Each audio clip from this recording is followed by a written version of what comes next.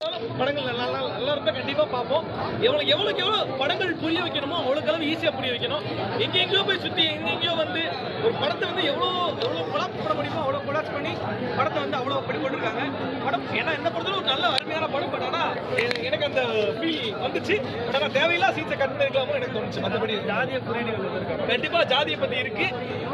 எங்க ஊர்ல எல்லாம் ஒரு பொண்ணை லவ் பண்ணாலாம் வெட்டிடுவாங்க. அதுதான் நடந்திருக்கு. ஆக்சுவலா அந்த மாதிரி விஷயங்கள்லாம் நடந்திருக்கு. இந்த மதுரை ரொம்ப இன்டீரியர் ஊர்ல எல்லாம் பாத்தீங்கன்னா இந்த மாதிரி விஷயங்கள்லாம் நிறைய இருக்கு.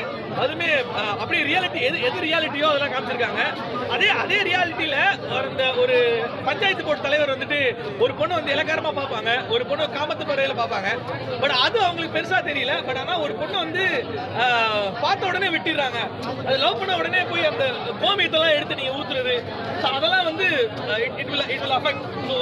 ஒரு படமா பார்க்கும்போது இட் will affect. அதெல்லாம் கொஞ்சம் அவாய்ட் பண்ணி நிறைய சீன்ஸ் டயலாக் ஜாதியை பத்தி பேசி நிறைய சீன்ஸ் வந்து அஃபெக்ட் பண்ணிருக்காங்க. ஆக்சுவலி ரொம்ப பேசப்பட்ட ஒரு இது ஆக்சுவலி.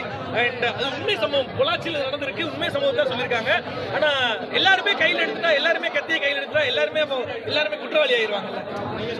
என்னை பொறுத்தவரை rules and regulations is meant to be லாவை எல்லாரும் ஃபாலோ பண்ணணும். பட் ஆனால் இந்த படம் அந்த இதை சொல்லி தரல. யார் வேணா கையில் வேணா யார் வேணா கத்தி எடுத்துக்கலாம், யார் வேணா கத்தி எடுத்துக்கலாமே. ஸோ அதை பேஸ் பண்ணி தான் இருக்கு. ஏன்னா படம் நல்லா இருக்கு, எடுத்த கருத்துக்கள் நல்லா இருக்கு. பட் ஆனால் சொல்ல வந்த விதங்கள் வந்து கொஞ்சம் அத்திமரல் மாதிரி இருக்கு. மற்றபடி படம் நல்லா இருக்கு.